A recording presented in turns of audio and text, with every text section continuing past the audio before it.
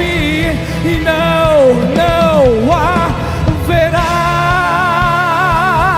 mais noite ali, não haverá nenhum clamor. Verei os olhos de Jesus e tocarei seu corpo em mim.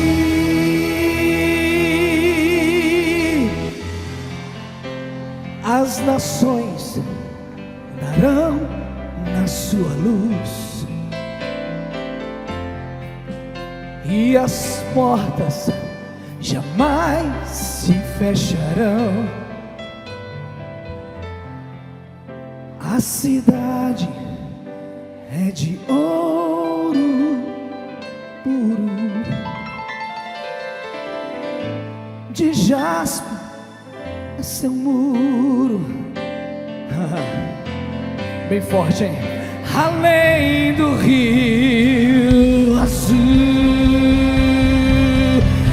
morte e choro nunca mais. Cante: morte e choro, tristeza e dor, nunca mais, nunca mais. Morte e choro, tristeza e dor, nunca mais, nunca mais. Morte e choro, tristeza. Levanta a mão e diga: nunca mais, nunca mais.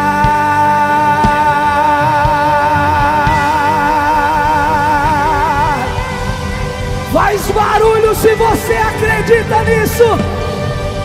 Nunca mais, nunca mais, nunca mais.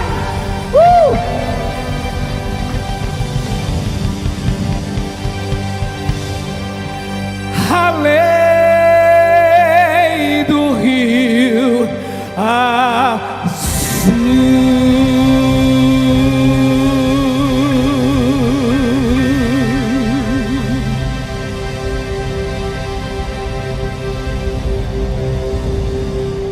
Então, com alegria e honra, vamos receber esse homem de Deus, pastor Marcos Feliciano. Vamos receber um aplauso.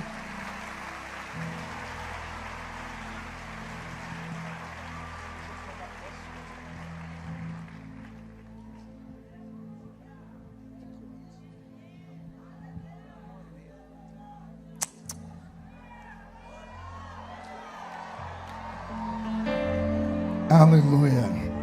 Eu cumprimento os irmãos com a paz do Senhor. Quem está feliz com Jesus nessa madrugada? Então encontra uma pessoa bonita do seu lado e dê um sorriso para ela. Ficou difícil? Tem gente que nem vira o pescoço. Geralmente eu digo assim: se não tiver ninguém bonito aí embaixo, é só olhar aqui para cima. Mas só sobrou eu e o Roberto. Se contenta com o que está do seu lado mesmo, viu? Uma alegria poder estar aqui nessa madrugada com os irmãos. Por mim, se a vigília acabasse agora, já voltaria para casa cheio de Deus. Eu já recebi orientações do céu, minha alma já está preparada. Os louvores fizeram com que Deus dançasse com a igreja nessa noite. Mas me foi confiada a oportunidade de trazer uma palavra e eu não posso negar. Quero louvar a Deus pela vida do pastor Eliel, meu amigo de longa data.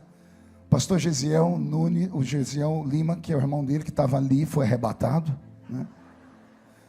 Quero cumprimentar o pastor Odilton, amigo de longa data também, quando nossos cabelos ainda eram pretos, né? Eu vi aí o pastor Torquato também. Cadê o pastor Torquato? Está ali. Você está pela metade só, né? Que a última vez que eu vi ele estava mais fortinho, né? Ele falou que foi quanto embora? 40 quilos embora. Ele perdeu 40, 45, alguém encontrou, né? Ele perdeu e alguém achou por aí, né? Eliel, muito obrigado pela oportunidade, tá? ao pastor Silas Malafaia, o profeta da nossa geração, um homem que Deus levantou para ser uma voz profética para o nosso tempo. Que Deus o proteja e proteja todo o ministério da ADVEC. Abra sua Bíblia comigo no livro de Atos dos Apóstolos. Atos, capítulo de número 3.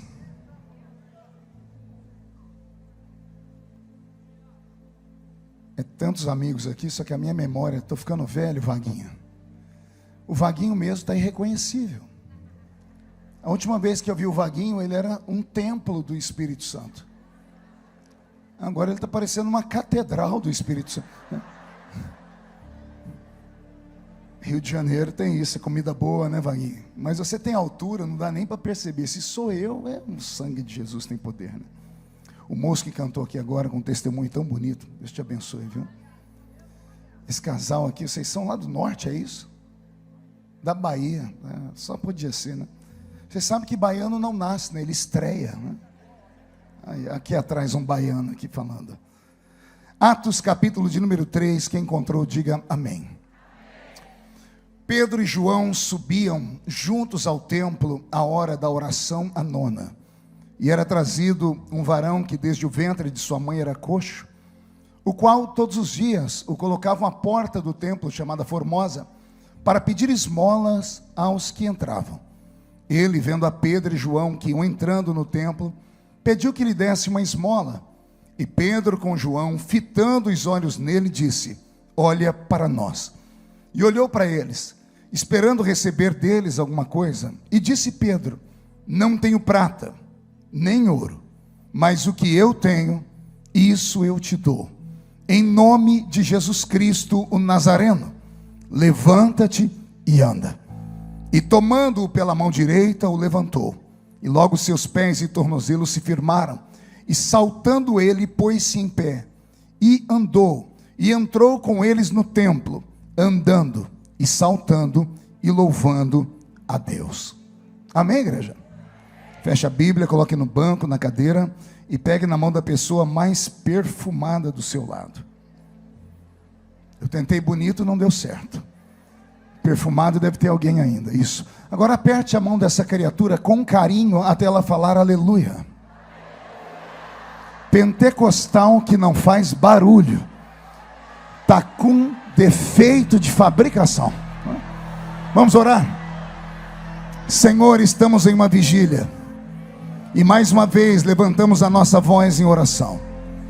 E nós entendemos que dentro de alguns minutos, e esta linda igreja, mais uma vez, ficará pequena para o tamanho da glória que o Senhor vai mandar do alto dos céus.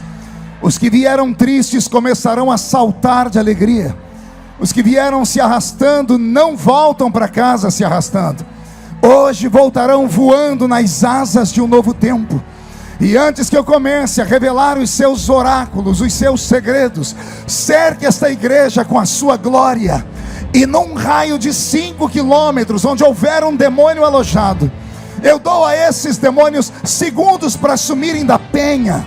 Porque se não sumirem, serão queimados pelo poder da sua glória que aqui será derramada. Rasgue os céus sobre nós nesta madrugada. Manda anjos de fogo descerem aqui. Que estes anjos desçam trazendo brasas de fogo nas mãos. Comecem a esparramar estas brasas entre nós. E onde houver um crente cheio do Espírito Santo, pega ele, Jesus. Toma ela nas suas mãos. Mas faz isso agora. Agora. Agora. Agora, meu Senhor.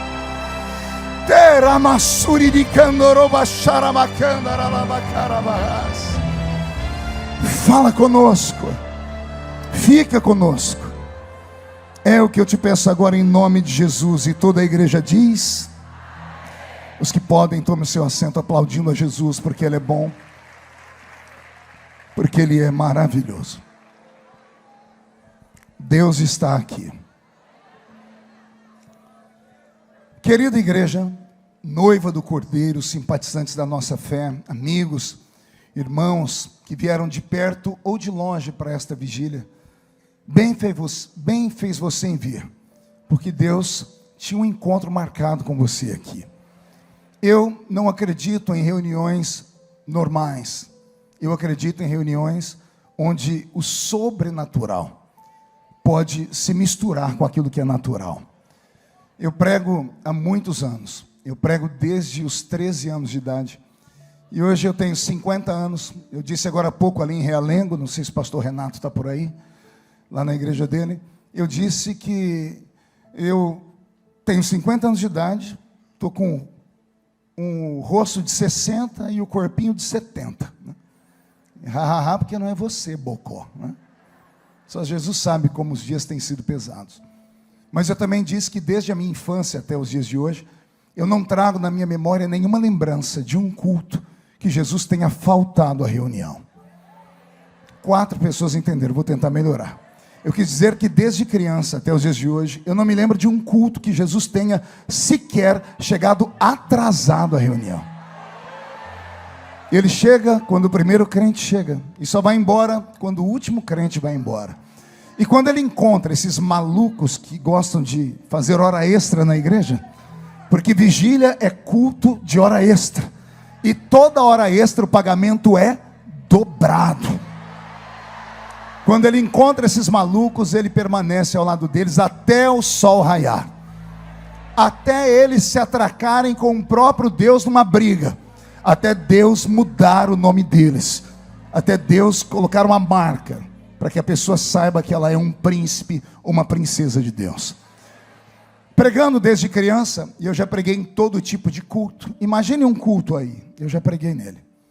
Culto de criança, culto de adolescente, culto de jovem, cultos de círculo de oração, escola bíblica, escola de obreiros, convenção, congresso juvenil, tudo. Já preguei em todo, já preguei até em velória. Né? Não, já preguei em tudo quanto é culto. Mas nenhum culto que eu tenha pregado, ele se assemelha a um culto de vigília. Porque a vigília não é culto para gente normal. Com todo respeito, já não vai ficando bravo comigo, culto de vigília é para gente doida. É para gente maluca. É para gente que faltam uns parafusos na cabeça.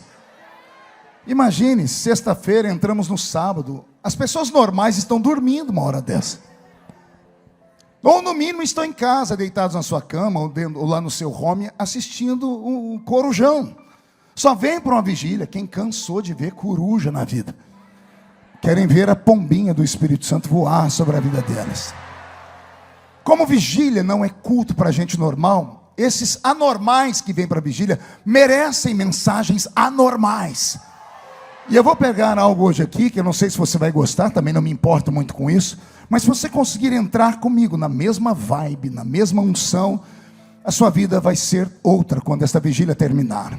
E eu não me responsabilizo quando você sair pelas portas da DEVEC e sair andando pelas ruas do Rio de Janeiro e a sua sombra tocar um paralítico e o paralítico andar. Eu não me responsabilizo se você chegar em casa daqui a pouco e quando abrir a porta da sua casa começar a cair panela, janela batendo, parecendo filme de poltergeist. Eu não me escandalizarei se ficar sabendo que quando você entrou na sua universidade na segunda-feira e deu boa noite para sua amiga, boa tarde para o seu amigo, ou bom dia para sua professora, eles caíram endemoniados do seu lado. Não vou me escandalizar, porque a proposta para esta madrugada é que Deus vai virar a sua vida do avesso. E só quem crê nisso, agora não dá um grito não, dá um berro de glória a Deus daquele tamanho assim. Pronto. Agora que eu te encontrei, vem comigo. Roberto, mude a música, por favor. Eu li com vocês um texto muito conhecido. Aliás, até senti uma certa frustração nos irmãos quando me viram ler Atos capítulo 3, porque para muitas pessoas é um texto comum, é um texto que é pregado de segunda a segunda em todas as igrejas. É uma história linda, uma história verídica. Não é uma história, é uma história. Aconteceu de fato, está aqui na Bíblia Sagrada. Só que essa história mudou a minha vida há algum tempo atrás. Tem pelo menos uns 8 meses que eu venho meditando nesse texto, porque ele entrou dentro da minha mente de uma maneira diferente, pastor Odilton. E pregadores sabem do que eu estou falando. Existem horas que textos da Bíblia saltam. Os nossos olhos olham para ele, já passamos a olhar por ele 30, 50 vezes, Gisele. Mas tem vezes que o texto salta.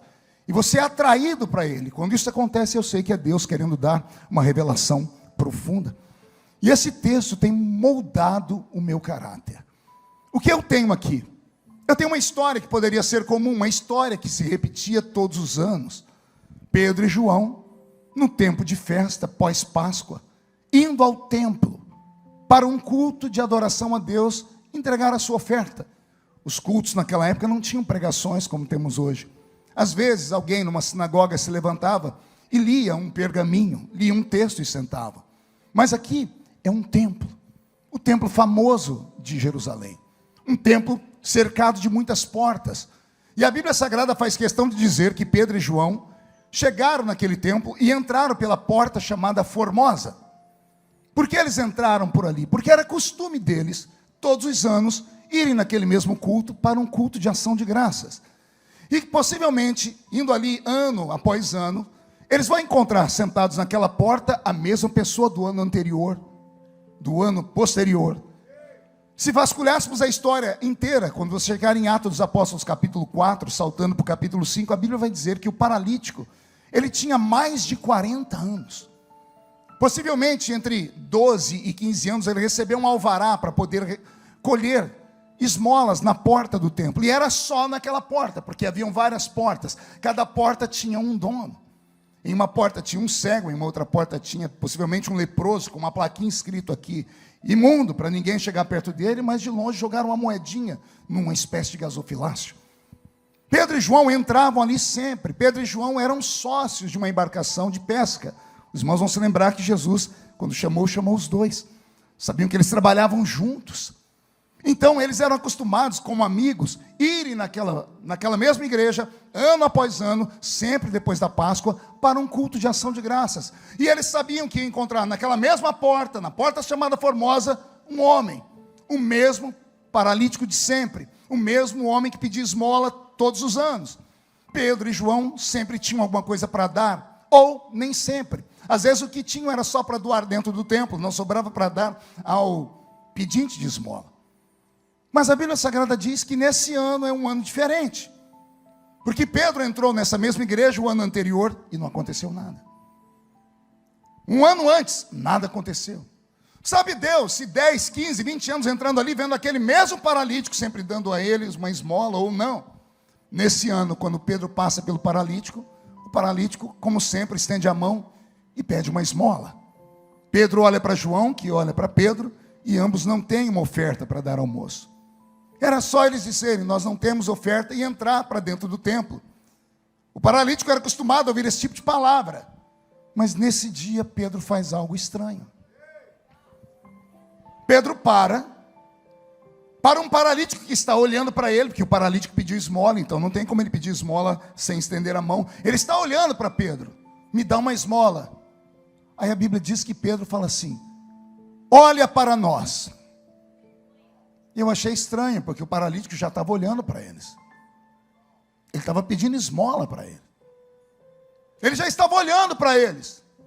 Mas Pedro dá um grito, olha para nós. Aquele grito não era para o paralítico. Ele apontou para o paralítico, mas aquele grito era para todos os que estavam entrando em todas as outras portas. 12 portas dentro do templo.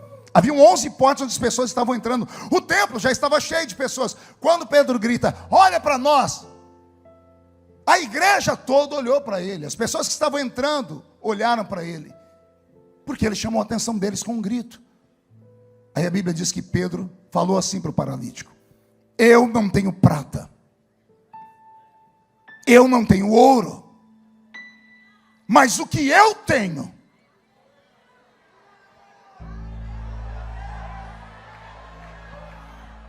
as pessoas estão olhando para ele. Poxa, o paralítico só quer ouro ou prata, ou comida. Pedro está dizendo, não tenho prata nem ouro. Está todo mundo vasculhando eles, olhando a roupa deles, ver se eles têm uma sacola com um pedaço de pão, ou uma fruta para dar ao paralítico. Nem isso ele tem. E Pedro diz, eu não tenho prata e não tenho ouro, mas o que eu tenho. Está todo mundo olhando para ele, procurando o que é que ele tem. O que eu tenho, isso eu te dou. Em nome de Jesus Cristo Nazareno, levanta e anda. E quando ele grita ao paralítico, levanta e anda, o paralítico não andou. e nem levantou. Parado estava, parado ficou. A Bíblia Sagrada diz que Pedro tem que fazer uma nova ação. A Bíblia diz: e Pedro, tomando o paralítico pela mão, o colocou em pé. Consegue entender isso? Vou falar de novo. Pedro disse: olha para nós, eu não tenho prata e não tenho ouro, mas o que eu tenho eu vou te dar agora, em nome de Jesus Cristo Nazareno, levanta e anda. E o paralítico ficou sentado.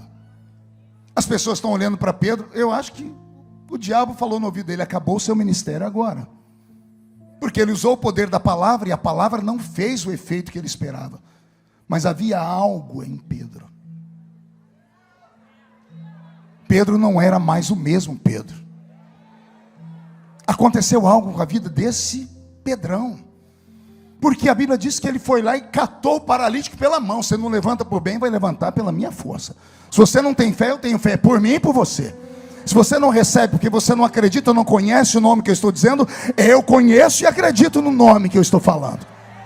Pedro catou o paralítico pela mão e colocou ele de pé.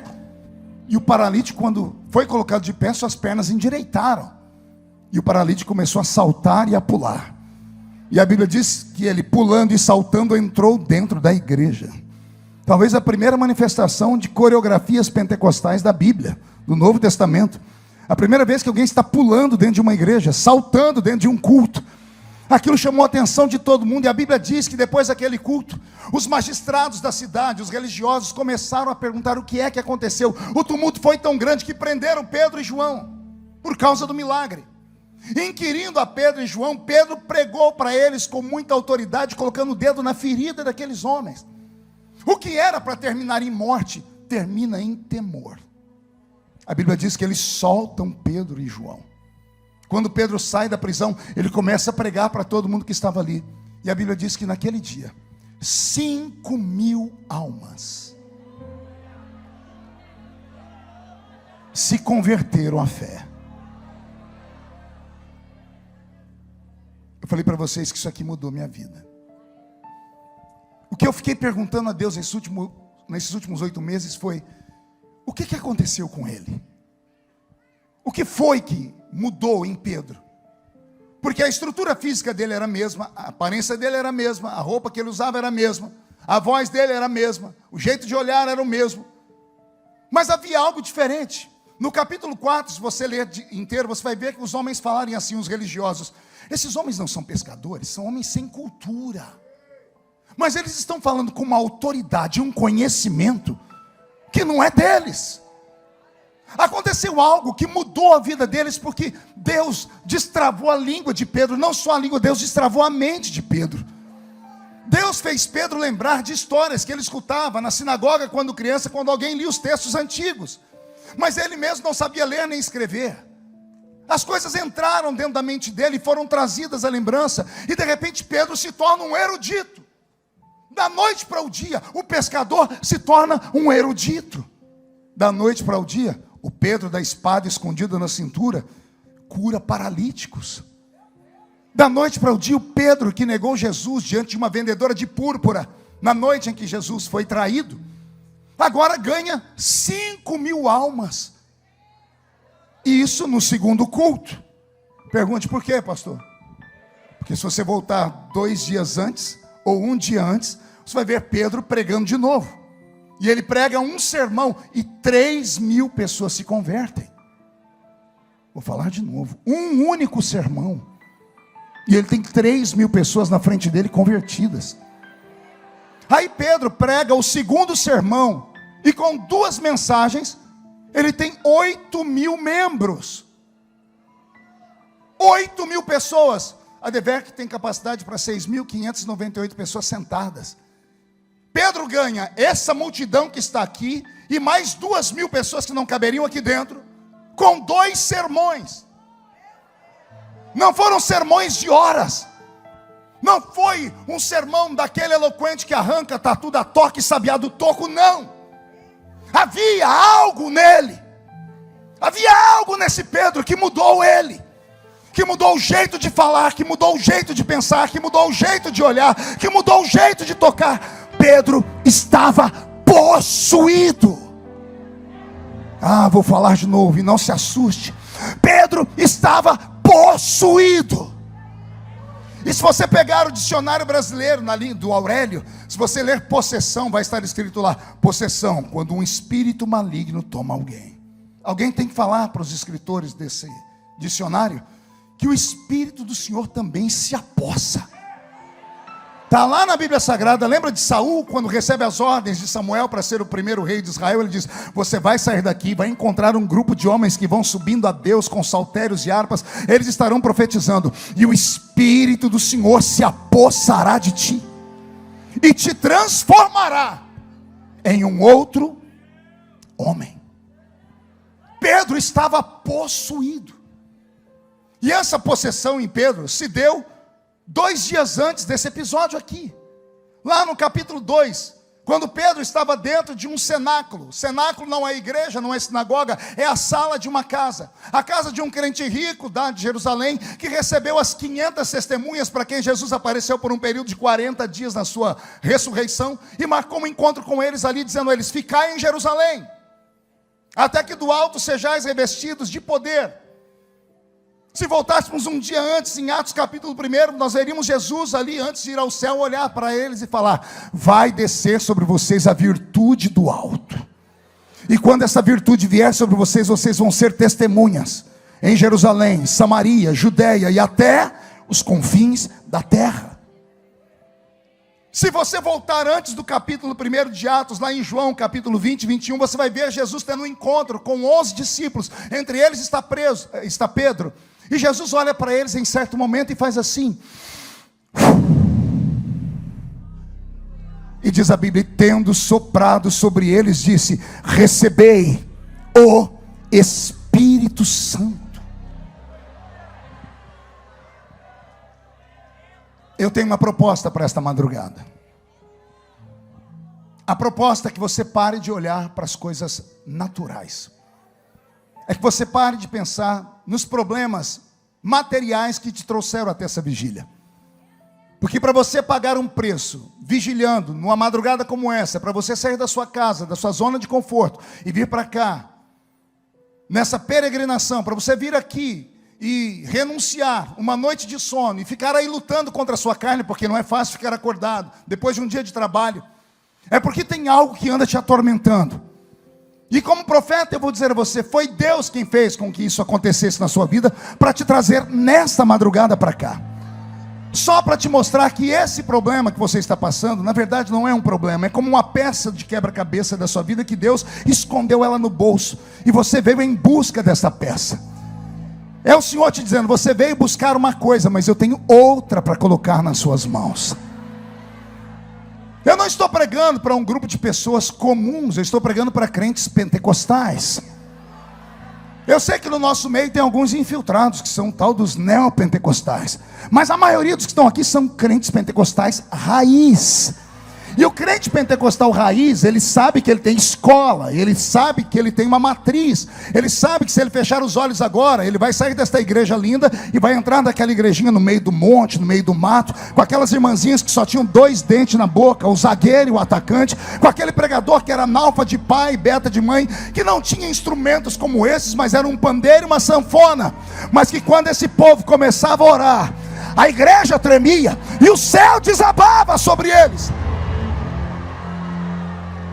E agora, mesmo você sendo bonito e importante, mesmo você sendo agora até poliglota, você até fala how are you, você até tem um carro importado ali fora, você até agora é uma pessoa descolada, tem mídia social, mas se você fechar os olhos e lembrar como foi que tudo aconteceu, você vai ver que a raiz sua é o sobrenatural.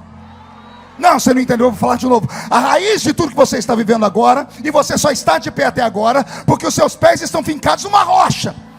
Mas não é uma rocha gelada, não é um cubo de gelo, os seus pés estão fincados numa rocha de fogo. Você é um crente do mistério, você é um crente do manto da revelação. Eu sei que vai ter gente que vai falar que isso para você é clichê, que você não deve acreditar nisso, que isso é coisa do passado. E para esses, Sanbalate e Tobias, eu tenho um dedo em riste apontado para eles: não apague o fogo que Deus acendeu um dia, porque o fogo arderá sobre o altar e não se apagará.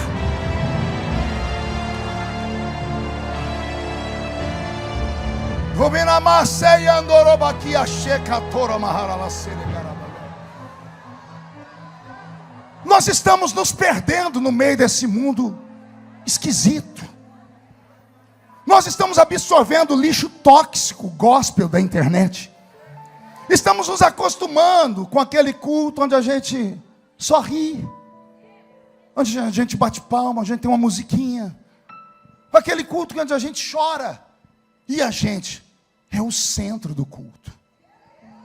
Estamos nos acostumando com mensagens somente de linguagem positiva, com cultos triunfalistas, onde a cruz é deixada de lado e só vemos o céu. Estamos nos acostumando com mensagem de autoajuda, quando na verdade deveríamos buscar a ajuda que vem do alto. Mas a ajuda que vem do alto não se conquista ela desse jeito que você está me olhando, com essa cara feia, parecendo que foi batizado num pote de vinagre. Achou que eu não ia falar, né? Não adianta vir para uma vigília como essa, na expectativa do milagre, e ficar me olhando com esse olho seco, parecendo olho de sapo que morreu no dia de enchente. Você vem para um culto pentecostal, mas não abre a boca nem para respirar. Passa o culto inteiro com essa boca travada, essa boca de aço, essa língua de ferro, esse queixo de concreto. E aí vem discutir comigo, dizendo: não, pastor, eu agora sou uma pessoa mais estudada. Ah, coisa ruim. Olha o preconceito que as pessoas têm com aqueles que militam em dois mundos. Vou falar coisas bonitas. Roberto, mude uma música aí. Eu não estou pregando para gente comum, eu estou pregando para caminhantes de dois mundos. Pegou aí ou não? Só vem para um culto como esse, de gente doida, aloprada, que grita, que pula, que corre, caminhantes de dois mundos. Como assim, pastor? Um pé pisa na terra, o outro nas regiões celestiais. Parte de você fala a língua portuguesa, a outra fala um idioma que você nunca estudou ele. E quando você fala para alguém: eu falo na língua dos anjos, as pessoas riem de você. E por isso estamos perdendo até as línguas estranhas. Estamos perdendo a nossa identidade. Eu falei agora há pouco numa reunião ali com o pastor Odilton, criado na Assembleia de Deus desde pequeno comigo. Eu disse: Odilton, lembra a última vez que você viu Deus levantar alguém com uma linguagem profética e levantar alguém para interpretar a língua? E nós dois trabalhamos também, não conseguimos lembrar nos últimos anos um culto onde se levanta alguém com um dom e se levanta alguém manifestando a tradução daquele dom. Eu venho de uma época, sem querer ser saudosista, já sendo, dos velhos cultos no interior de São Paulo, dos congressos de jovens. Estava eu no grupo de jovens e a irmã Maria, nossa regente, regendo um hino, e quando começamos a cantar, o céu desceu sobre o ginásio. E Deus tomou a Maria. E a Maria, que era muito equilibrada, começou a pular, começou a chacoalhar, e daqui a pouco a Maria tibum no chão. Foram lá para segurar ela, quem tentou encostar nela tomou choque. A pele da Maria foi esturricando e a boca dela foi ficando roxa. Uma irmã que estava com a gente, era enfermeira, disse: está morrendo. Foram chamar a ambulância. Quando vieram para socorrer, do meio do ginásio levantou uma velhinha dessas, do coque. Ela deu 3 passos, chegou perto e disse: não toque, porque Maria está comigo.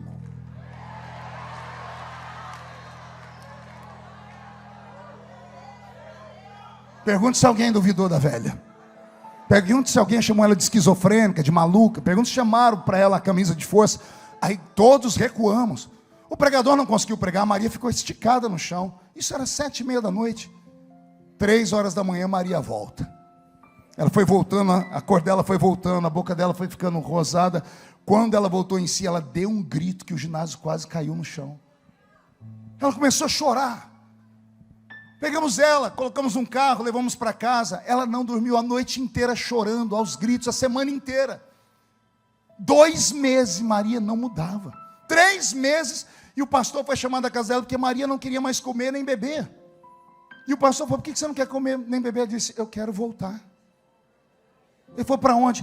Lá onde eu fui. E o pastor disse, você foi aonde? Ela disse, eu fui no céu. Eu vi Jesus. Eu vi a casa que eu vou morar. É real, é verdadeiro, eu quero voltar para lá.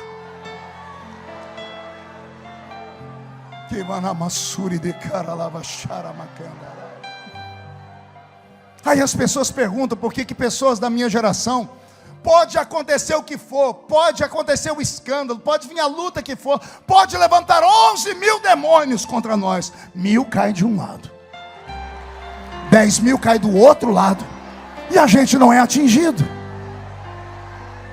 Aí pergunte assim para mim, por que, pastor?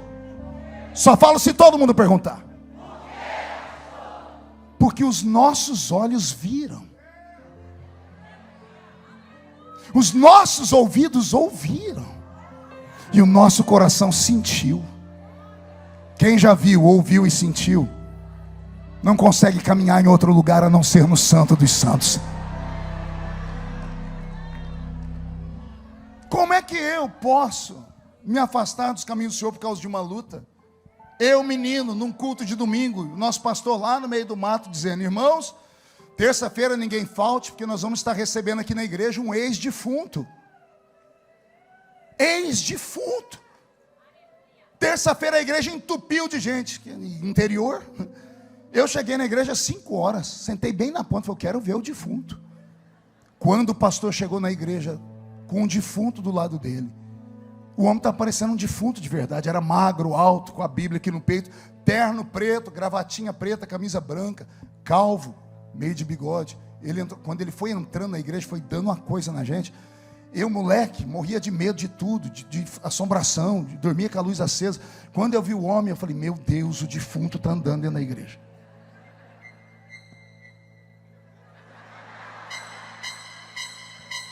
Jesus usa, mas quando o outro pega, dá isso aí. O pastor não conseguiu saudar a igreja direito. Nosso pastor ficou tão ansioso que não leu o texto direito, não pediu para ninguém cantar. Irmãos, vamos ouvir logo o nosso convidado. Aí o convidado pegou o microfone. Ele ajeitou, né? O microfone tinha aqueles negocinhos aqui. A gente não podia tirar o microfone do púlpito ainda naquela época. Ele deu uma olhada para a igreja, mas sabe aquele olhar assim que dava arrepio na alma da gente? E eu embaixo falando, meu Deus, o defunto está me olhando. Moleque, 13 anos de idade, no meio do mato, puro. Aí aquele homem enfiou a mão no bolso, Eliel, e tirou um papel todo amarelado, desdobrou, e disse, isso aqui é o meu atestado de óbito. E está aqui assinado pelo doutor tal, tal e tal. E ele passou para o presbitério aqui olhar. Depois que foi até lá e voltou, ele perguntou, é verdade, senhor? Está aí a data? O pastor disse, tá. Ele enfiou a mão no outro bolso e tirou uma foto em preto e branco de um homem deitado num caixão, com algodão no ouvido. Ele falou, e essa foto sou eu.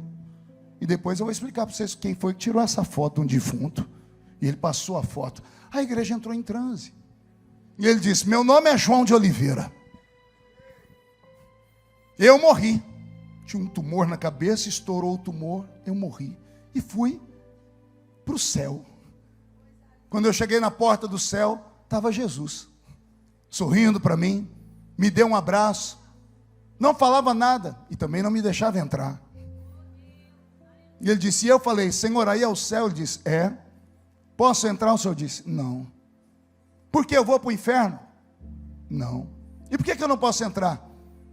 Olha para o chão. Quando ele olhou para o chão, abriu um buraco, e o buraco deu dentro da casa dele. Uma casa de chão batido, um caixão na sala, no canto uma cadeira, uma senhora sentada na cadeira e 14 crianças ao redor. Ele disse, eu olhei e vi minha mulher, com meus 14 filhos. Abriu a porta e entrou o nosso pastor. Camisa amarrada até aqui, bengalinha e chapéu.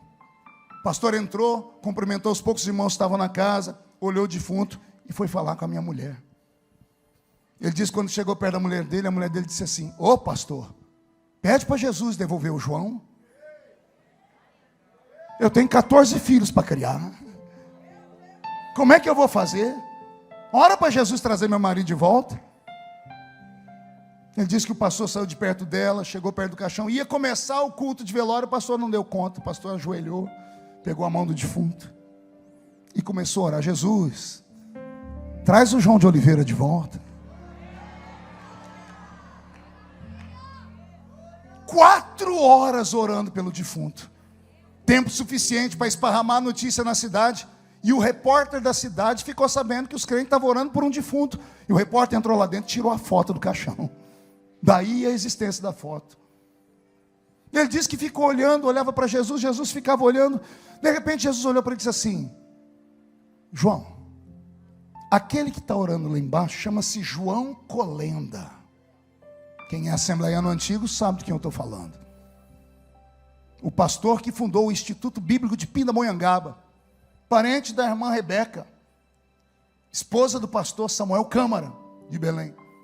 Pastor João Colenda, que orou pelo defunto chamado João de Oliveira, que depois que voltou dentre os mortos, escreveu um livro chamado Milênio, editado pela CPAD aqui no Rio de Janeiro. Milhares de crentes no Brasil ouviram esse testemunho, e eu ouvi em loco. João de Oliveira disse que olhou para Jesus, Jesus falou: João, vamos fazer o seguinte, outro dia você volta. E quando ele foi falar por que, ele disse que uma força puxou ele para trás, ele foi arrastado. Ele disse que ele olhava e viu Jesus ficando pequenininho. Ele: Jesus, por que eu não posso entrar aí? E o Senhor Jesus gritou com ele de longe assim: porque a oração de um justo.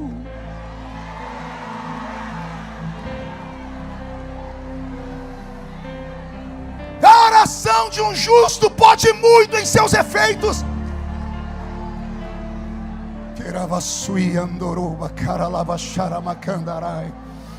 Eu não quero te encher de teologia nessa madrugada, mas eu quero despertar em você um dom, um talento que está à sua disposição.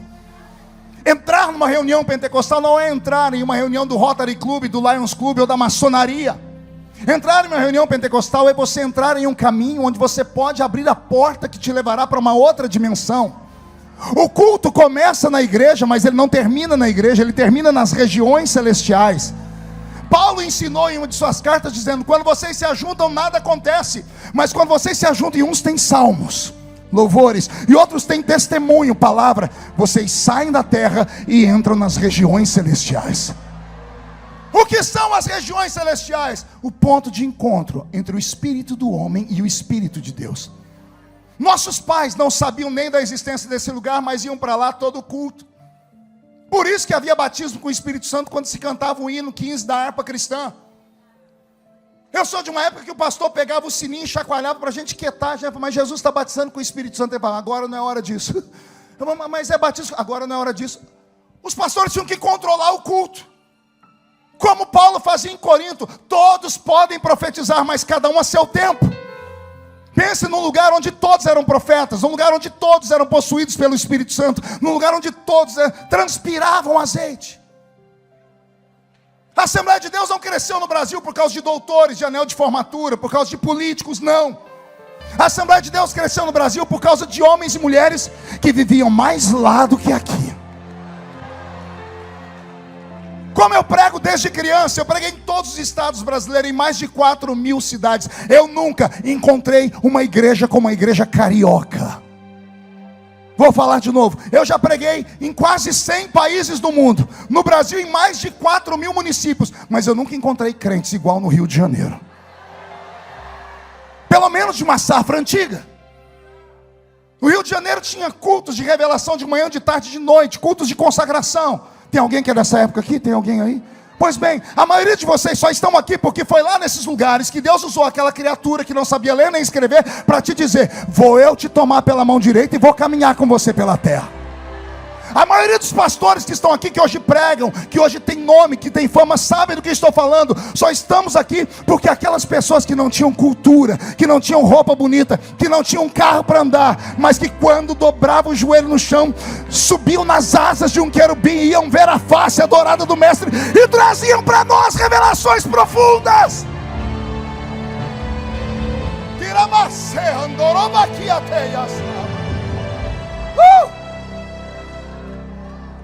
Será que você consegue entender o que Deus está querendo falar com você nessa madrugada? O que foi que aconteceu com Pedro? O que mudou a vida desse camarada? De um homem bruto que andava com uma espada na cintura, que não tinha paciência com ninguém. O discípulo que mais deixou Jesus em saia justa. Um discípulo que questionava tudo, que andou em cima das águas e afundou. Um discípulo que arrancou a orelha de um soldado. O discípulo que quando Jesus foi lavar o pé de todo mundo, lavou de todo mundo. Chegou na vez dele, ele escondeu os pés. O meu não. O discípulo que mais deu trabalho para Jesus. O discípulo que negou Jesus na noite em que ele foi traído 3 vezes. 54 dias depois. Olha ele fundando uma igreja com 8.000 membros. 8.000 membros em 2 cultos. Como foi que isso aconteceu? Aconteceu algo na vida dele. Primeiro ele creu que Jesus disse: fique em Jerusalém. 500 subiram. Só 120 ficaram. 380 tiveram a mesma chance. Não deram conta de esperar. Não tiveram perseverança. Não tiveram paciência. Tinham mais a fazer. Tinham coisas importantes. Tinham outras prioridades. Suas fazendas, seus sítios, suas casas, seus filhos, sua escola. Mas ficou ali dentro 120, quase 120. E foi esses quase 120 que estavam reunidos no mesmo lugar, quando de repente veio do céu um som como de um vento forte e impetuoso, e encheu a casa onde estavam assentados. E foram vistos por eles línguas repartidas como que de fogo, as quais pousaram sobre cada um deles. E todos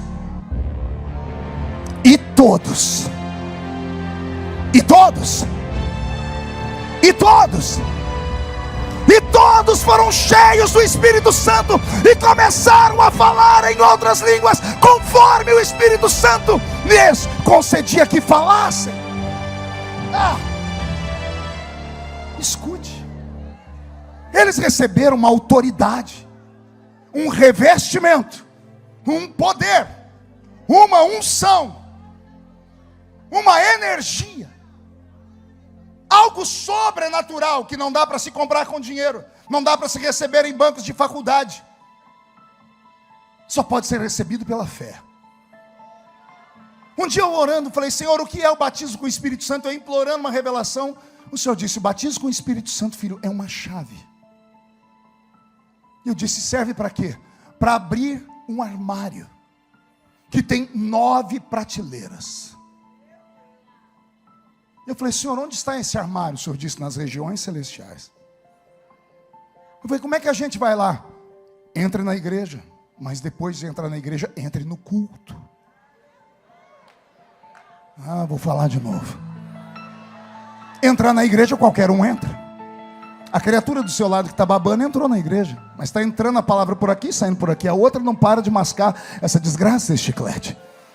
Os outros 2 estão namorando ali atrás, passando a unha nas costas da namorada, talvez marcando um encontro depois da vigília, porque o temor foi embora. A igreja virou um ponto de encontro, uma área social. Mas não é essa a intenção do eterno. O Senhor está procurando homens e mulheres que estão cansados de uma vida comum, de uma vida normal, cansados de entrar culto, sair culto, entrar em igreja, sair de igreja. Tem gente aqui que já pulou de igreja em igreja, nos últimos 5, 6 anos, mais de 10 igrejas, procurando a igreja perfeita e não acha, e não vai achar, porque o problema não está no templo, o problema está em você. Você vem em busca de um Deus que seja bem particular para você, que veja você como um universo particular, onde o mundo gira em torno do seu próprio umbigo. Você quer um profeta particular? Aliás, você tem uma cadernetinha com profeta de A a Z, profeta para o amor, profeta para a bênção, profeta para a casa, profeta para o dinheiro, profeta para tudo. Você precisa de pessoas que te guiem, quando na verdade o maior profeta da sua vida você ainda não consultou. O senhor conhece ele, pastor? Estou conhecendo agora. O maior profeta da sua vida mora na sua casa. Você vê a criatura todo dia e você a ignora. Você só vê a carcaça dela e ajeita o cabelo, ajeita o batom, ajeita a maquiagem, ajeita a roupa. Mas você não enxerga quem ele é de verdade. O maior profeta da sua vida é você mesmo. Se você não acreditar em você, quem vai acreditar? Se você não acreditar que é uma chamada de Deus na sua vida, quem vai acreditar? Se você não determinar, eu vou romper, eu vou chegar, eu vou conquistar esses talentos, quem vai conquistar por você? Vai esperar que o outro seja uma muleta? Vai esperar que o outro aí te arraste a reboque? É por isso que nós não temos mais nada. Quando entramos num culto como esse, devemos nos desligar de quem está à esquerda, à direita, atrás, na frente. Devemos tirar da nossa cabeça o problema do dinheiro, a duplicata, o casamento. Devemos focar naquele que pode nos dar. Mas para chamar a atenção desse ser, não adianta ficar aí com essa lagriminha de crocodilo. Ai, eu tenho pena de mim. Ai, Deus não me vê. Isso aí não toca Deus, porque Deus sabe tudo antes de acontecer. O que Deus está esperando, pastor? Uma atitude sua. Que tipo de atitude, pastor? Uma atitude extravagante. Porque você já tentou de tudo sendo normal, não é? Você já foi em 1 milhão de cultos onde você senta, cruza as pernas, põe a mãozinha no queixo, olha para o céu e filosofa. To be or not to be, that's the question. Você já até ensaiou um louvorzinho mais agitado. Mas a vergonha, a timidez te toma e você fica aí travado. Deus está esperando uma atitude sua. Pergunte de que forma? Uma loucura. Um ato de insanidade. Explica, pastor, explica. Quem já participou daqueles cultos que você, quando terminou o culto, disse: o que eu vim fazer hoje aqui? Alguém já participou assim? Quem aqui é do manto, do mistério, da glória, e entrou num culto onde ninguém abria a boca para nada? Quem já aconteceu? Quem já participou de um culto onde está todo mundo quieto e de repente veio um grito? O grito vem lá do fundão: glória! Quem já viu isso? Quando a criatura dá um glória, o que acontece com a igreja? Quem lembra? Todo mundo olha para trás para ver quem é. É assim ou não é? Deixa eu te fazer uma pergunta: por que as pessoas olham para trás? Porque você deu um grito, mas você deu um grito e usou uma palavra. Você disse o quê? Esse glória é para quem? É para a pessoa que olhou para você? Não, então por que esse enxerido olhou para você? Se não é para ele. Pastor, onde o senhor quer chegar? Eu quero chegar aqui. Se você chamou a atenção de gente que não está nem aí para nada, imagine o que aconteceu no céu.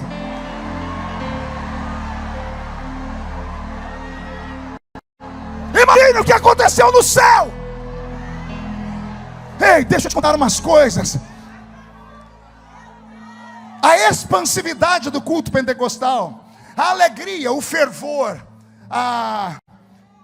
o carisma do Pentecoste, se não bastasse abençoar o nosso espírito, isso é saúde para a sua carne. Eu disse que é saúde para o quê? Muda a música, Bento. Estou eu em Barretos, a terra do peão de boiadeiro. Escuta essa, Eliel. Fui lá como deputado, porque eu mandei uma emenda para o Hospital do Câncer de Barretos. Um dos hospitais de maior número e fluxo de pessoas do mundo. O segundo maior da América Latina. E que lida com gente que está à beira da morte. Chegando lá, o diretor ficou tão feliz que ele me levou para conhecer as dependências. Eu não queria, porque eu sou muito sensível a essas coisas. E você andar num lugar onde só tem gente à beira da morte é muito triste. Você podia levar seus filhos lá, para eles verem que é a vida de verdade. Aí você dá valor às coisas pequenas da vida. Depois que eu andei por lá, eu fui passando mal, eu falei: doutor, eu não estou muito bem, eu preciso ir embora. Ele disse: não, deputado, deixa eu mostrar para o senhor então uma coisa diferente que nós estamos tendo aqui. Eu disse: o quê? Nós temos aqui um tratamento paliativo novo que estamos ainda estudando para crianças com câncer. E eu disse: e aí? Ele disse: e está funcionando. Eu falei: então eu quero conhecer. Ele me levou numa ala que tinha uma pediatria. Do lado a pediatria normal. Ele disse: aqui é a pediatria comum.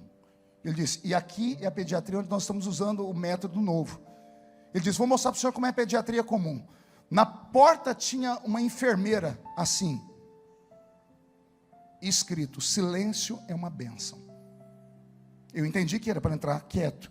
Ele abriu a porta, criancinhas deitadas nos seus bercinhos, todos carequinhas, alguns fazendo tratamento de quimioterapia, radioterapia, é uma coisa horrível, o cheiro da morte estava ali dentro. As enfermeiras cuidando dessas crianças. As únicas cores que tinham lá dentro era branco e cromado. O médico pegou esse estetoscópio, viu o coraçãozinho delas, e nós saímos dali que eu estava passando mal. A gente tem filho, quando vê isso, a gente pensa no filho da gente. Aí falou: deputado, agora eu vou te mostrar o tratamento que nós estamos fazendo. Quando ele botou a mão na porta, já olhei, não tinha nenhuma placa com a enfermeira fazendo assim. Não tinha. Ele falou: olha, o senhor não se escandaliza não, viu? Ele enfiou a mão no bolso e tirou um nariz de palhaço. E o médico botou o nariz de palhaço. Quando ele abriu a porta, ele deu 3 batidinhas, para quem estava lá dentro já sabia que era um sinal. As enfermeiras, quando ele abriu a porta e se jogou no chão. Eu achei que ele tinha tropeçado, eu fui tentar segurar. Ele falou: não, estou normal. Ele caiu e rolou. As criancinhas começaram a pular no berço, ficaram em pé. As enfermeiras tiraram buzina, tiraram um tamborzinho, um pandeiro, e começaram a fazer uma festa. Eu olhei as paredes, não eram brancas, era tudo colorido. As criancinhas fizeram festa, pularam. Aí ele foi, brincou com elas, cantamos com elas. Quando nós saímos dali, ele disse: é isso. Eu falei: o quê? Esse é o tratamento. Eu falei: mas qual é o remédio? Ele disse: alegria, barulho, música, coisa engraçada. Eu disse: qual é o resultado? Ele disse: aqui dentro, 30% das crianças que estão com a mesma doença dos outros do outro lado estão se recuperando mais rápido. Eu disse: me explique. Ele disse: vou te dizer o meu pensamento, é uma teoria minha. Ele falou: nós temos trilhões de células no nosso corpo, trilhões, e é impossível esses trilhões de células estarem vivas. Todos nós temos uma célula morta, pelo menos. O que é o câncer? É uma célula morta que desperta. E quando ela desperta, ela começa a mandar mensagem para as células que estão do lado: eu cheguei, eu estou morrendo, vocês têm que morrer comigo. Pode ver, toda pessoa que descobre que tem câncer, a vida dela termina em 3, 4 meses. Porque entra uma amargura, uma angústia. Aí vai para a cirurgia, o médico já avisa a família que a cirurgia talvez não vai dar certo. A pessoa, ela murcha, míngua e morre. Eu digo porque eu enterrei o meu pai com câncer e uma tia minha da mesma forma. 3 meses depois do tratamento inicial, morreram. Porque perdem a vontade de viver. Por que perdem a vontade de viver? Porque a célula morta começa a mandar mensagem: eu cheguei, vai morrer todo mundo comigo. A pessoa se tranca num quarto, ela passa a ter vergonha, passa a não vir mais à igreja, passa a não querer conversar com mais ninguém, passa a não querer comer, porque a célula morta mandou mensagem para o corpo inteiro vai morrer. Aí o médico disse: quando nós damos alegria para essas crianças, elas começam a pular e gritar, as células vivas cercam a célula morta e diz: nós queremos viver. Você quer morrer, nós queremos viver. E qual é o sinônimo da alegria ou da vida? A vida é alegria, é dança, é pulo, é grito, é euforia, é fervor. Então escuta o que eu estou te falando. Se você é pentecostal, não tenha vergonha de gritar, não tenha vergonha de pular, de plantar a bananeira, de sair correndo. Ah, pastor, mas vai incomodar os outros que se lasquem. Eles não pagam as suas contas, eles não vão te visitar quando você está doente. Não morreram na cruz do Calvário por você. Sim, tenhamos equilíbrio, ouçamos a palavra, mas quando o fervor do Espírito vier, dá lugar. Foi assim que a nossa igreja cresceu. O que aconteceu com Pedro? Veio sobre ele um poder, uma autoridade, veio sobre ele uma graça, veio sobre ele uma ousadia. Ah, não fiquei feliz. Dedo de profeta para cima. Nariz da pessoa que está do seu lado, diga ousadia. Diga: Deus quer te dar ousadia. Então reage. Reage. Pelo amor de Deus, reage. Ei, caramaçou, darabaxara, bacana, arabaharabas.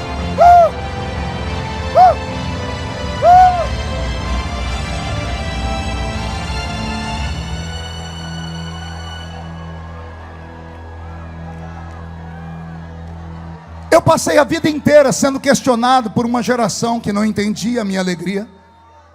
E várias vezes fui sabatinado e as pessoas perguntavam: por que você pula? Por que você dá aqueles golpes de Kung Fu? Quando eu era jovenzinho, agora se eu tentar, trava a coluna.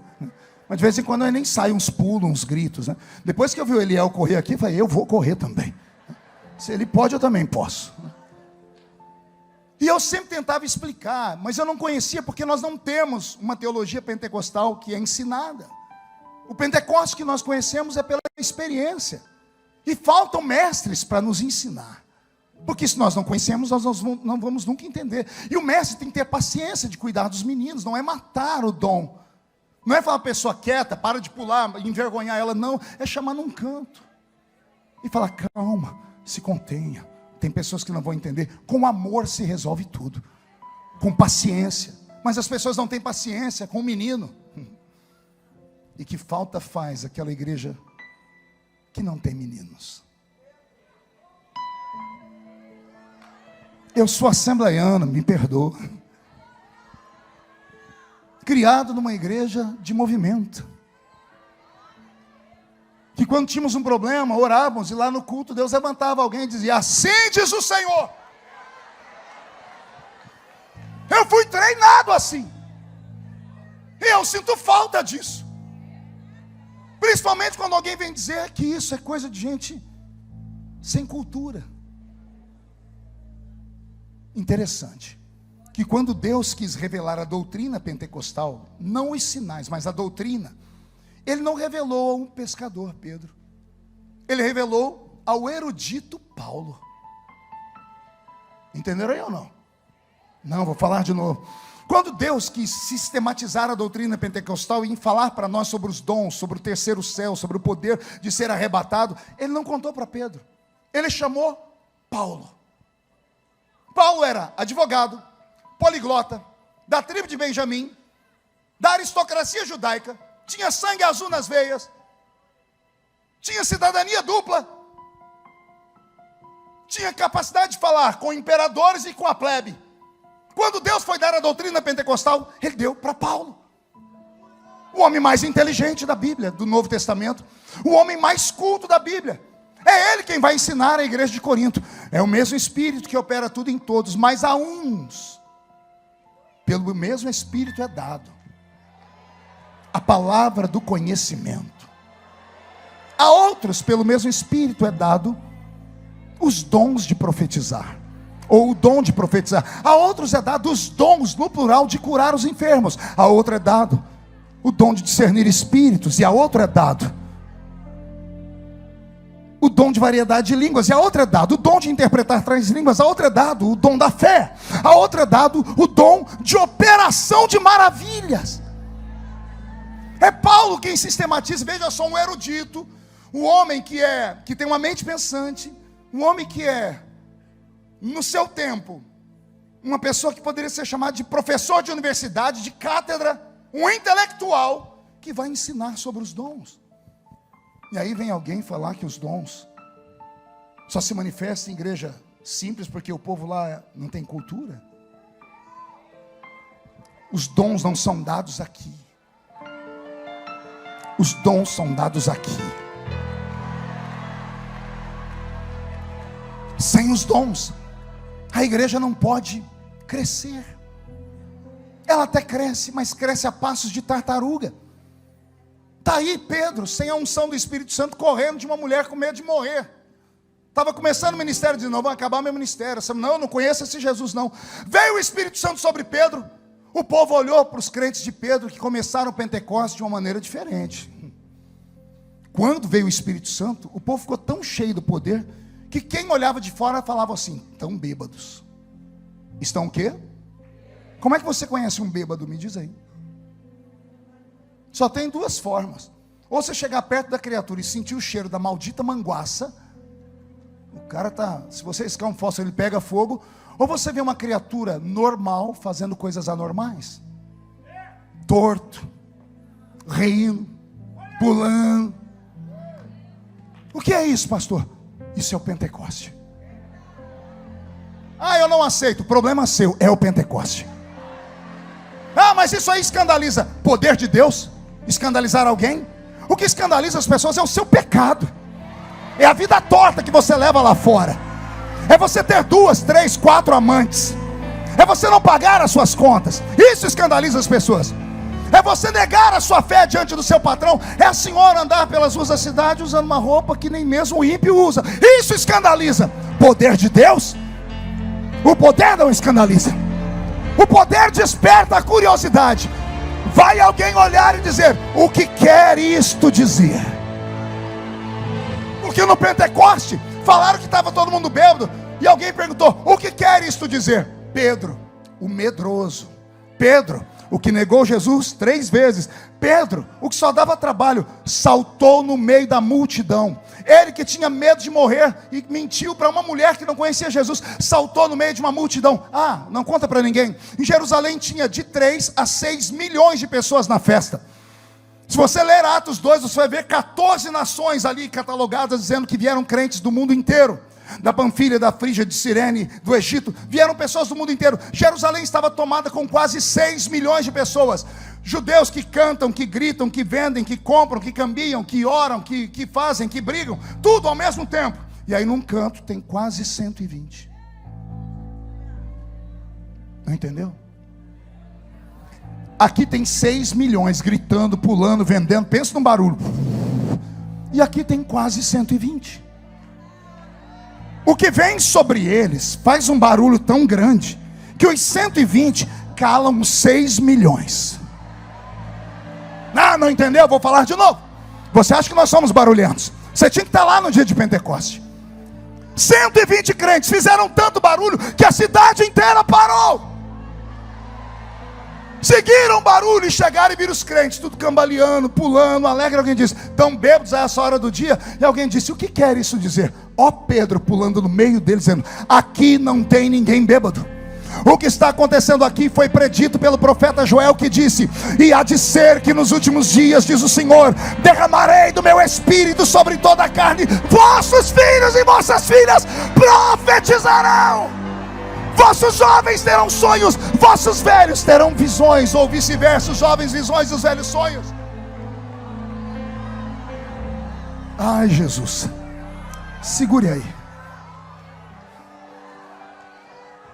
Como eu não tinha cultura, e alguém perguntava para mim.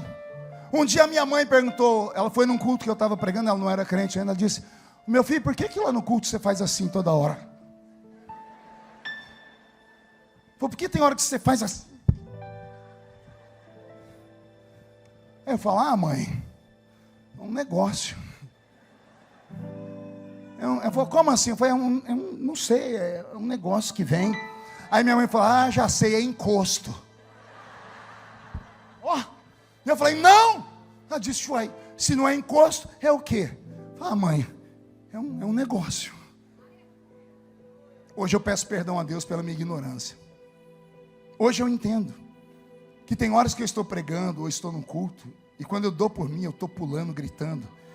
E não é um negócio, não é algo dentro de mim, é alguém. Entendeu? Não é uma coisa, não é um vento, não é uma chaminha de fogo, não é o vento das asas do arcanjo Miguel, não. Tem alguém dentro de mim. Paulo disse: vós sois templo do Espírito Santo. Deus não habita em templos feitos por mãos humanas, mas Ele habita nesse pedaço de carne corrompido aqui dentro. E aí o que acontece? No culto eu vou me entregando, eu vou adorando. O Espírito Santo diz: agora é a hora que eu vou pegar esse rapaz, vamos bailar. De repente, quando eu dou por mim, eu estou pulando, gritando, falando em línguas. Eu às vezes fico com vergonha. Às vezes os irmãos mandam para mim mensagens minhas, eles focam exatamente na hora que eu estou dando um grito e congela a imagem. Eu vejo até a minha goela balançando. É constrangedor.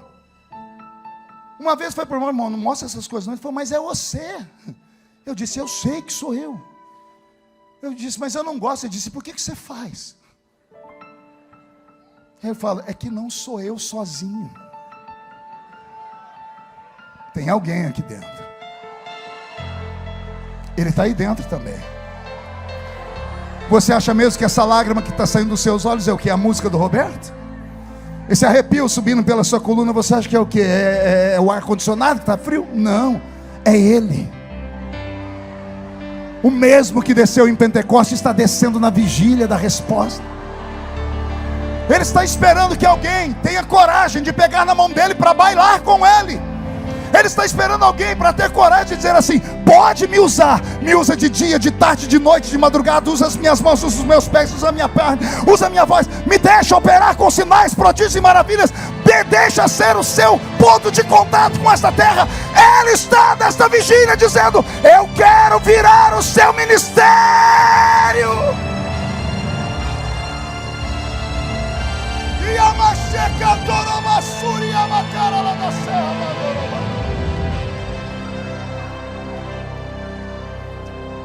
Eu estou com meu corpo todo arrepiado.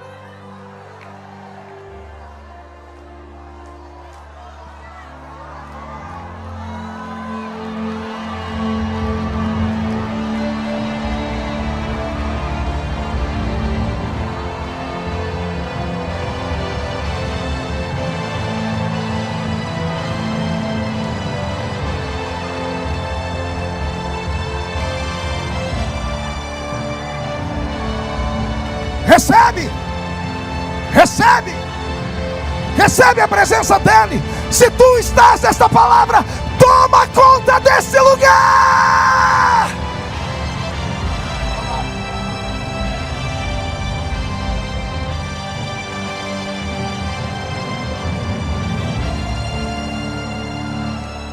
Oh, Sori Andre Velecandorova Suri de Caralabagarabagas. Eu quero fazer um desafio. Feche os olhos. Os batizados com o Espírito Santo conseguem falar em línguas? Pastor, mas eu não estou sentindo. Você não tem que sentir nada, é um idioma. Deus te deu o idioma. Pastor, mas não tem mais nem menos. Paulo ensinou: quando você ora em espírito, a sua mente não entende nada, mas o seu espírito ora bem. Quem fala em línguas não fala a homens, fala direto a Deus. Só Deus sabe, porque em mistérios fala com o Senhor. Deus te deu uma arma, Deus te deu um poder, e você fica falando em Instagram, fica falando em lives, você fica falando com a compadre, com a comadre no WhatsApp, e não fala com aquele que pode resolver o problema. Fale com Deus no idioma dele. Deixa eu ouvir um coral de línguas estranhas na ADVEC. Senhor, os batizados com o Espírito Santo, desperta nele as línguas. Somos pentecostais e acreditamos nos dons. Enche esse lugar.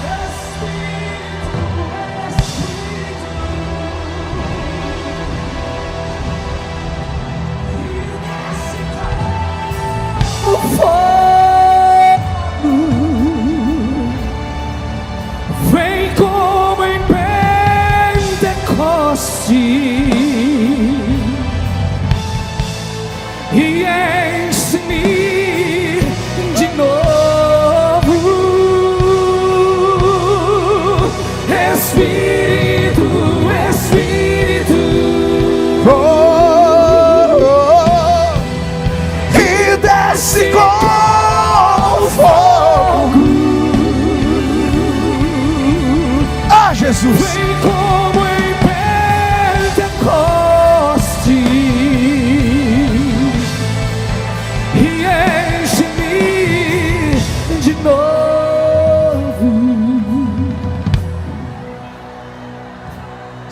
sente aí. Sente. Senta. É isso. É disso que eu estou falando. Você não faz porque quer, é Ele que se move dentro de você.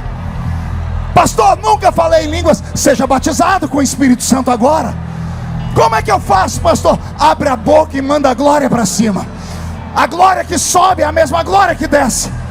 Pastor, eu sou batizado com o Espírito Santo. Eu já vou te ensinar algo, mas dê lugar a Ele. Segura aí, Roberto. Sente.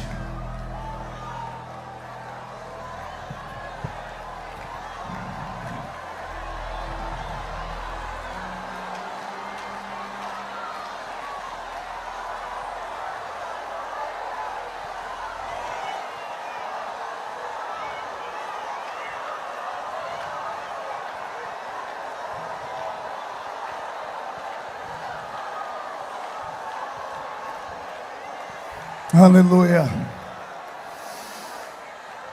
Se assente um minutinho. Vou te explicar por que é que Jesus te batizou com o Espírito Santo. É isso que faltam nos ensinar. É disso que eu estava falando ali agora há pouco, Eliel. O crente recebe o batismo com o Espírito Santo, ele é estimulado a buscar. Ele recebe, Gesiel, e não sabe para que serve. O batismo com o Espírito Santo não é um sinal para mostrar que você é mais espiritual do que os outros, não. O batismo com o Espírito Santo é um presente. Eu recebi de Deus esta informação. Ele me disse: o batismo com o Espírito Santo é uma chave. É uma? Não ouvi, é uma? E serve para quê? Para você acessar um armário que tem 9 prateleiras nele. São 9 dons do Espírito Santo. Dons de poder, dons de elocução, dons que podem metamorfosear, transformar, virar a sua vida do avesso. Somente o crente batizado com o Espírito Santo pode acessar esses dons. Por quê? É a porta de entrada. E o que é que nós fazemos? Entramos numa reunião como essa e interagimos com Deus. Não é só observar, ouvir, prestar atenção. Há um momento de nos entregarmos, de acessarmos informações que não estão aqui. Estão aqui. Eu desafio qualquer pessoa, e olha que esse púlpito recebe os maiores e mais ungidos servos e servas do Senhor do mundo. Eu desafio vocês a sentarem com eles e perguntar como foi que aconteceu. Você nunca vai ouvir alguém falar assim: eu estava lá e veio do nada. Não. Há uma busca. Há um desejo. Há uma entrega. Se você quer coisas de Deus, você tem que estar mais perto dele. Estar mais perto dele implica estar longe das demais coisas. Se você quer ser uma pessoa diferente, você tem que fazer coisas diferentes. Você quer que traga a Deus um avivamento? Aí fica todo mundo chorando. 4 meses atrás, todo mundo no celular chorando, dizendo: olha, há um avivamento no Kentucky. Olha que lindo. O que aconteceu ali? Alguém sabe? Alguém estudou? O que aconteceu para ter aquele avivamento lá nos Estados Unidos há 4 meses atrás? Quem acompanhou isso pela internet? O que aconteceu? Simples. Não foi em uma igreja, foi em uma capela. Embora fosse uma capela cristã, não era a capela de uma denominação religiosa. Não era numa rua, era dentro de uma faculdade, de uma universidade. Subentende-se que qualquer aluno de qualquer religião podia usar aquela capela no horário certo. Budistas podiam entrar dentro daquela capela para fazer as suas rezas. Espiritualistas também. Crentes de todas as vertentes, católicos podiam usar. Só que era hora do recreio, numa universidade moderna, no século 21, nos Estados Unidos da América, onde tudo é livre. Quer vir comigo, perambular pelas repartições da faculdade? Consegue enxergar comigo? Tocou o sino, recreio. Milhares de alunos, não eram crianças, alunos, adolescentes. Um grupinho vai para um canto e sacam de uma bolsa dominós e baralho. E vão jogar. Um outro grupo vão para um outro canto e pegam cocaína e vão cheirar. Namoradinhos escondidos nos cantos escuros da universidade vão fazer sexo. Outros vão praticar bruxaria, porque lá tem muita bruxaria nos Estados Unidos da América. Aí um grupo de 6 meninos e meninas. Não tinha diácono, não tinha presbítero, não tinha evangelista, não tinha pastor, não tinha diretora de círculo de oração. Olharam para aquela coisa toda e disseram: gente, vamos para a capela? O que nós vamos fazer? Vamos lá cantar. Não tinha músico. Você não estava lá, Roberto? Nosso guitarrista não estava lá, nosso baterista não estava lá, o contrabaixista não estava lá. 6 meninos, e começaram a cantar. O quê? Um louvor. O louvor deles subiu. Atravessou o céu atmosférico. Atravessou o céu cósmico. E entrou no terceiro céu. Atravessou o portão. Caminhou pelas ruas de ouro. Passou por cima da ponte do rio da vida. Foi até o tabernáculo do Deus vivo. Ao chegar no tabernáculo, o louvor foi transformado. Pergunte, como o senhor sabe? Só falo se todo mundo perguntar. Apocalipse me diz que o louvor não chega no céu em som, em forma de barulho. O louvor sai da terra em forma de barulho, e quando entra no céu, ele é transformado em cheiro. É incenso.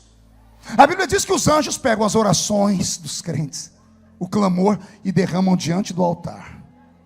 Aí Deus não escuta, Deus faz assim.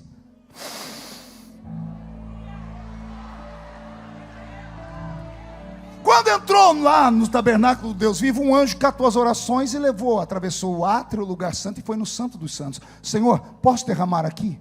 Pode. Um louvor. E derramou. Quando Deus sentiu o cheiro dos Estados Unidos, de uma universidade, não é de uma igreja, não é de uma denominação, não é de um pastor, é de meninos. Abre o céu, quero ver 6 meninos cantando. No meio de uma terra podre, no meio de uma terra suja, no meio de uma civilização que não teme mais nada, Deus encontrou um remanescente. E esse remanescente estava dando o melhor que tinha. Um louvor. O Senhor disse, vou habitar ali por um tempo. Eu tive amigos do Brasil que pegaram aviões e foram para lá. Fizeram live dizendo, gente, o negócio aqui está tremendo. Nenhum paralítico andou lá. Nenhum cego viu. Nenhum surdo ouviu. Como foi avivamento? Pessoas desviadas, desigrejados, que não acreditam em mais nada, foram lá para ver. E não saíram mais de lá. Vocês estão entendendo? Olha a multidão que nós estamos aqui. Por que Deus desce lá e não desce aqui? Porque nós só recebemos faíscas, fagulhas, momentos. Porque está faltando em nós alguma coisa. O Espírito que desceu sobre Pedro, o Espírito que desceu em Pentecoste, quer voltar a descer no Rio de Janeiro. Mas ele não está dando conta, não está conseguindo. Quer perguntar o porquê? Quando ele vai pousar, é muita carniça. É muito mau cheiro. É muita gente com a vida dupla. É muita gente sem compromisso. É muita gente que fez da igreja um ponto social de encontro e mais nada. Não querem ser confrontados. Guardam seus pecados de estimação e não abrem mão deles por nada.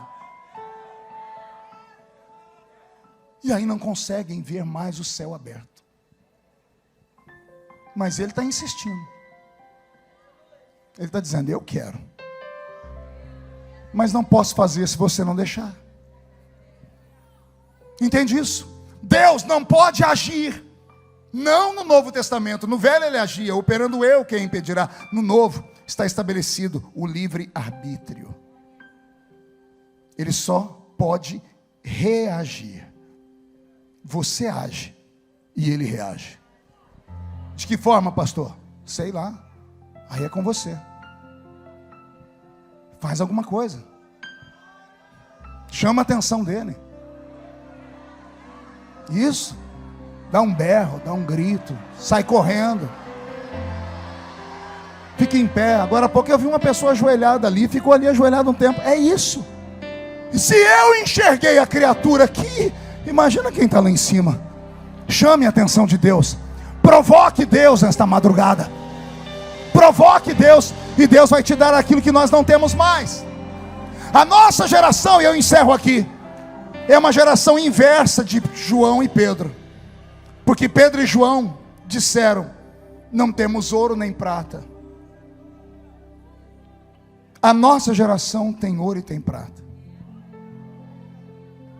A geração de Pedro não tinha ouro nem prata, mas tinha o levanta e anda. Eu quero trocar nessa madrugada o ouro e a prata pelo levanta e anda. Eu quero ver Deus fazer algo na sua vida tão extraordinário depois dessa madrugada, que daqui a pouco as notícias vão esparramar. Saiu da vigília da DEVEC, fez 2 pregações lá naquela comunidade pobre, já está com uma igreja lá de 8.000 pessoas. Mas como foi? Deu um grito lá, um paralítico andou. Aconteceu algo extraordinário. Deus quer mudar a unção que está na sua vida. Deus quer potencializar. Deus quer ser seu sócio nesta empreitada do Evangelho. Ele precisa de você para poder fazer alguma coisa. Pastor, Deus precisa de alguma coisa nesse tempo, sim. Ele precisa de você. Nós somos o corpo. Jesus é a cabeça, mas a igreja é o corpo. Ele precisa do corpo para quê? Para através da mão tocar alguém, para através dos seus pés pisar em alguém, tomar conta daquele ambiente. Deus quer que você, quando essa vigília terminar e voltar para casa, chegar na rua da sua casa e antes de entrar em casa, dar um grito. Não para o mundo físico, porque no mundo físico vão te chamar de louco. Você vai dar um grito no mundo espiritual e vai dizer: cheguei! E não estou normal. Vai dar ordem, vai sair daqui agora, Zé Pilintra, Exu Caveira, Tranca a Rua, Preto Velho. Vai sair daqui entidades milênias. Vai sair daqui agora potestades, tronos. Você vai caçar confusão com o diabo nessa madrugada, porque você não vai voltar para casa normal. Você vai voltar possuído pelo Espírito Santo. Alguém vai olhar e vai dizer: o que foi que aconteceu com ele e com ela? Viram um passarinho verde? Vão dizer: não, foi uma pombinha de fogo mesmo. Foi uma glória que veio sobre a DEVEC. E eu quero desafiar e perguntar: alguém quer isso? Alguém está cansado de uma vida comum, de uma vida tacanha, de um evangelho raquítico? Alguém está cansado de pregar e não haver conversões? Alguém está cansado de cantar e não haver sinais? Se tem alguém que acredita que o poder do Pentecoste ainda é nosso, fique de pé comigo, fique de pé comigo, fique de pé comigo.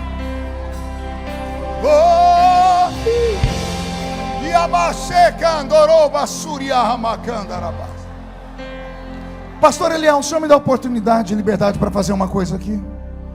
É rápido. Feche os olhos. Eu queria saber onde estão os crentes que foram batizados com o Espírito Santo, falaram em línguas e perderam. Nunca mais falaram. Meses, anos, semanas, ficam buscando e não conseguem receber. Que vieram para esta vigília e acredito que Jesus pode devolver agora. Tem alguém? Tem coragem de sair daí e vir aqui pertinho de mim, ficar em pé aqui? Veja bem, quem já falou em línguas e perdeu, e há muito tempo não fala em línguas, venha, fique em pé, bem aqui pertinho de mim. Isso, chega mais perto, filha. Isso, pode ficar aqui, mas vem rápido. Isso.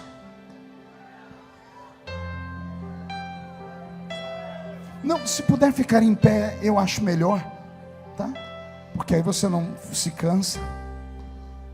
Vem, estou te esperando. São só esses aqui. A porta vai fechar. O que o senhor quer fazer, pastor? Eu vou mostrar para vocês como o diabo é sujo, como a falta do conhecimento faz a gente perder coisas eternas a troco de nada. Mais alguém? Tem como acelerar o passo? Rapidão, porque eu preciso te dar um ensinamento. Os batizados com o Espírito Santo estão aí?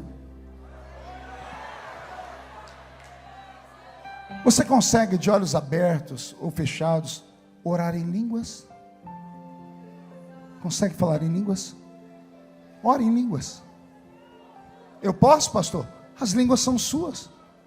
É um idioma que Deus te deu. Porque eu quero dar um ensinamento para esses aqui. Vocês que vieram à frente, olhem para mim, por favor.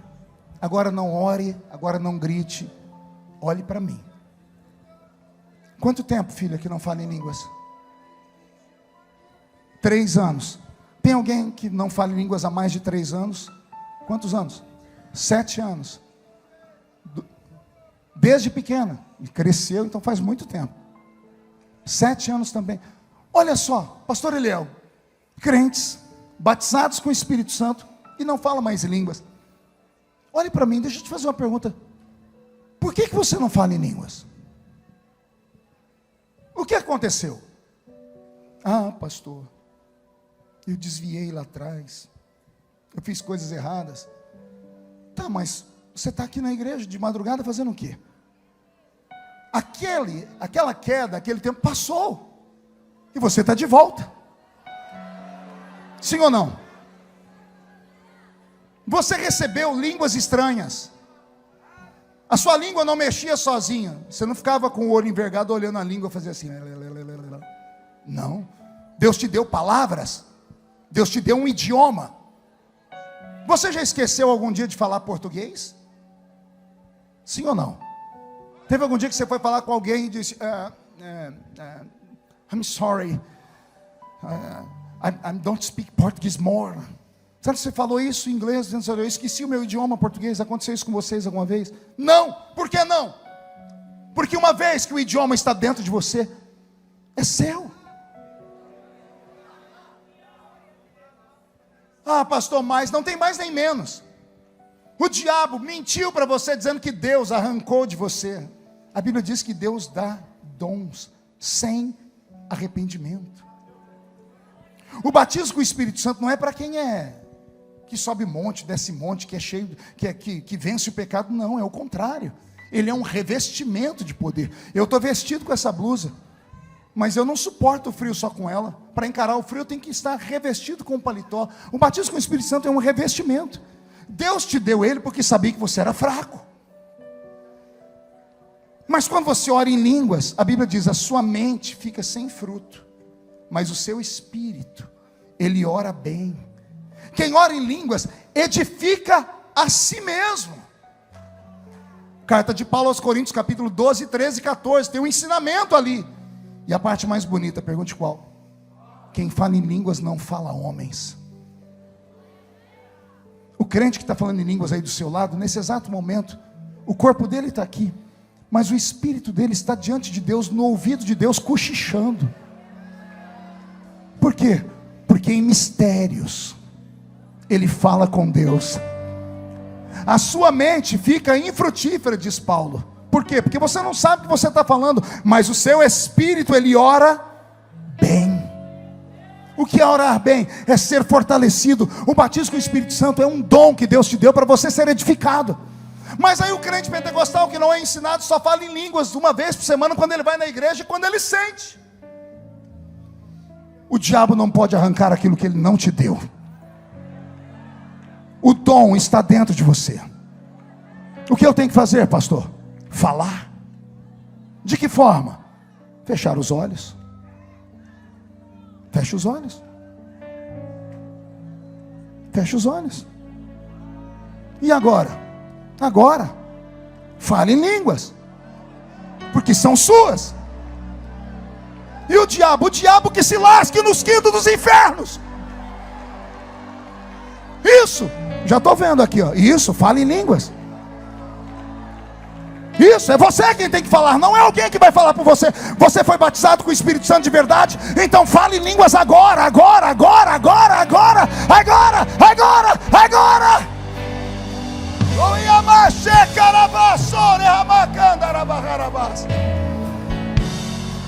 Olha, não tem 1 minuto e meio, já tem um pulando aqui, tem outra falando em línguas, tem um marchando aqui, tem outro. Olha aí, fazia tempos. Ore em outras línguas agora.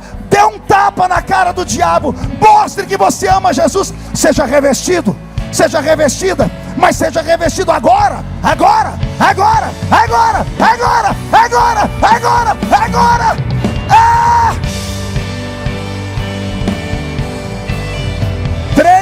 anos sem falando em língua está falando aqui agora. 7 anos sem falar em língua está falando em línguas agora. Se eles estão cheios, recebe você também. Senhor, transforme a Devec nesta madrugada, nessa vigília da virada, num novo Pentecoste. Transforme este lugar no cenáculo. Poderíamos estar em qualquer lugar, meu Pai, mas nós estamos aqui, fomos atraídos pela sua presença e pela sua glória.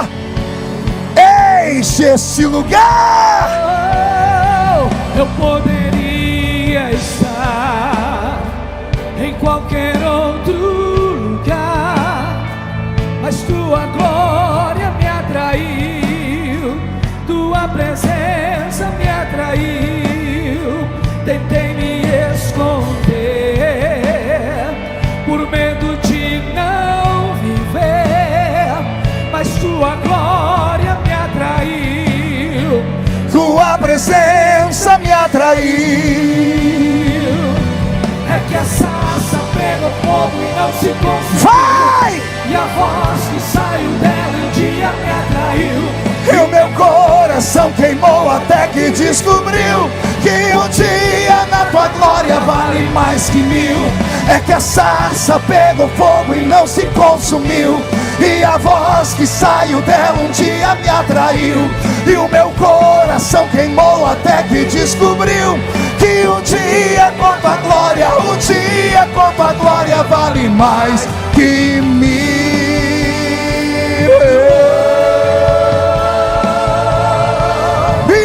Shui André Belecandorobas Radamagacheta que a Torabasuri Bicaralabachara Magarabahara Tecatarabassa.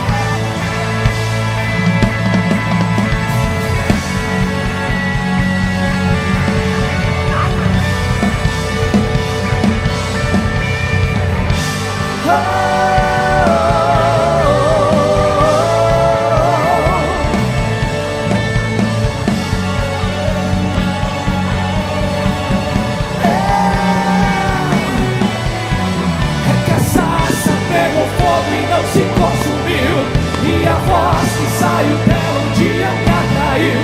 E o meu coração queimou até que descobriu que um dia com a tua glória vale mais que 1000. É que a sarça pegou fogo e não se consumiu, e a voz que saiu dela um dia me atraiu.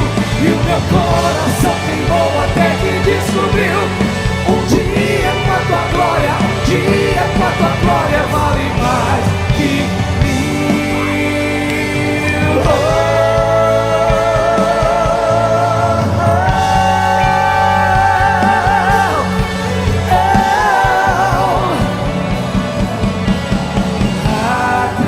Atraídos pela tua presença, não me vejo sem a tua presença.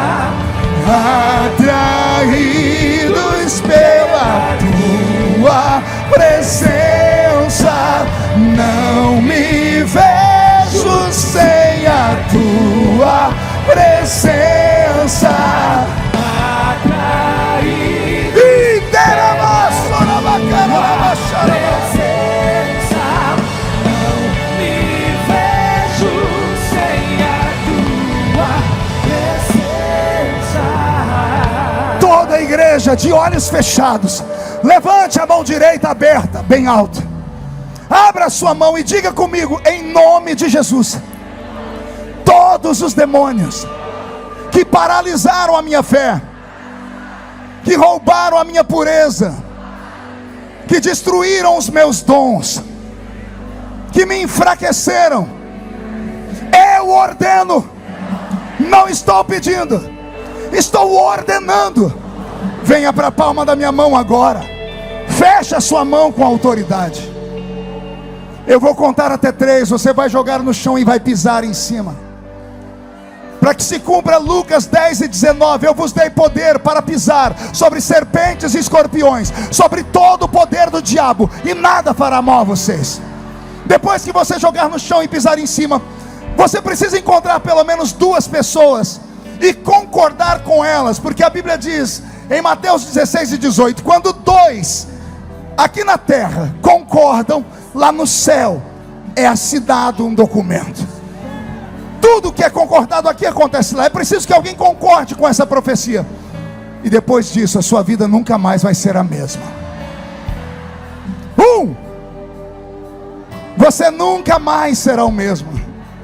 1,5: sua família sentirá orgulho de você de novo. 2: quem viver verá o que Deus fará na sua vida em 2023. 2,5: a ADVEC aqui na Penha vai pegar fogo. 2,75: o Rio de Janeiro será conhecido como a capital do avivamento do Brasil. 3: jogue no chão, pise em cima. Breve Jesus no céu vai aparecer. Abrace 2 pessoas. Abrace, abrace, abrace, abrace, abrace. Toda língua confessará. Mas A igreja será arrebatada num piscar de olhos. Acontecerá. Mas a igreja será arrebatada no piscar de olhos. Acontecerá. Yeshua, o Messias aguardado, ele vem me buscar. Canta. Yeshua,